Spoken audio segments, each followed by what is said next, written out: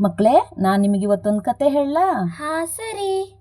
ಒಂದು ಊರಿನಲ್ಲಿ ಏನೂ ಅರಿಯದ ಮುಗ್ಧ ಜನರು ತಮ್ಮ ತಮ್ಮ ಮನೆಗಳಲ್ಲಿ ತಾವಾಯ್ತು ತಮ್ಮ ಮನೆಯಾಯ್ತು ಎಂದು ಜೀವನ ನಡೆಸುತ್ತಿದ್ದರು. ತಮ್ಮ ತಮ್ಮ ಹೊಲಗದ್ದೆಗಳಲ್ಲಿ ದುಡಿದು ದಣಿದು ಬಂದು ಮಲಗುತ್ತಿದ್ದರು. ಕಾಲ ಕಳೆದಂತೆ ಅವರಿಗೆ ತಾವುಗಳು ಒಮ್ಮೆಲೇ ಶ್ರೀಮಂತರಾಗುವ ಆಸೆಯಾಯಿತು. ಅದಕ್ಕೆ ಅವರಿಗೆ ಹೊಳೆದದ್ದು ದೇವರಲ್ಲಿ ಪ್ರಾರ್ಥನೆ ಮಾಡುವುದೊಂದೇ ಮಾರ್ಗವಾಗಿತ್ತು. ಅದರಂತೆ ಕಣ್ಣಿಗೆ ಕಾಣದ ದೇವರಲ್ಲಿ ದಿನಾಲು ಪ್ರಾರ್ಥನೆ ಮಾಡಲು ಪ್ರಾರಂಭಿಸಿದರು. ಕಾಕತಾಳೀಯದಂತೆ ಅವರ ಜೀವನದಲ್ಲಿ ಬದಲಾವಣೆಗಳು ಕಾಣಿಸತೊಡಗಿದವು. ಇದರಿಂದ ಸಂತೋಷಗೊಂಡ ಜನರು ದೇವರಿಗೊಂದು ವಿಧವಿಧವಾದ ಕಾಲ್ಪನಿಕ ರೂಪವನ್ನು ಕೊಟ್ಟು, ಕೆಲವರು ತಮ್ಮ ದೇವರನ್ನು ಗದ್ದುಗೆಯ ಮೇಲೆಯೂ, ಇನ್ನು ಕೆಲವರು ತಮ್ಮ ದೇವರಿಗೆ ಮುಂಬತ್ತಿ ಹಚ್ಚಿ ಸಂತೋಷಪಟ್ಟರು. ಮತ್ತೆ ಕೆಲವರು ತಮ್ಮ ಸಂತೋಷವನ್ನು ಜೋರಾಗಿ ಕೂಗುವುದರ ಮೂಲಕ ಆರಾಧಿಸತೊಡಗಿದರು.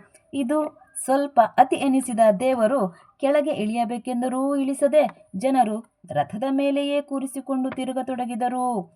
ದೇವರು ನಡೆಯುವುದನ್ನೇ ಮರೆತು ಕುಳಿತಲ್ಲಿಯೇ ಕುಂಟನಾಗಿ ಕಲ್ಲಾಗಿ ಹೋಗಿಬಿಟ್ಟ.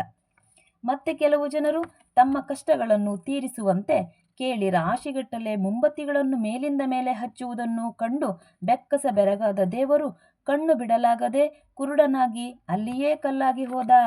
ಇನ್ನು ಕೆಲ ಜನರು ದೇವರನ್ನು ಒಲಿಸಿಕೊಳ್ಳಲು ಜೋರಾಗಿ ಕೂಗತೊಡಗಿದರು. ಇದರಿಂದ ಬೇಸತ್ತ ದೇವರು ಕೇಳಿದರೂ ಕೇಳಿಸದಂತೆ ಕೆಪ್ಪನಾಗಿಬಿಟ್ಟ.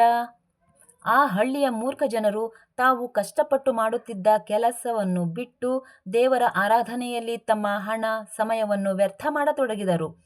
ಜನ ಮರುಳೋ ಜಾತ್ರೆ ಮರುಳೋ ಎಂಬಂತೆ ಇವರ ಬಾಳು ಆಯಿತು.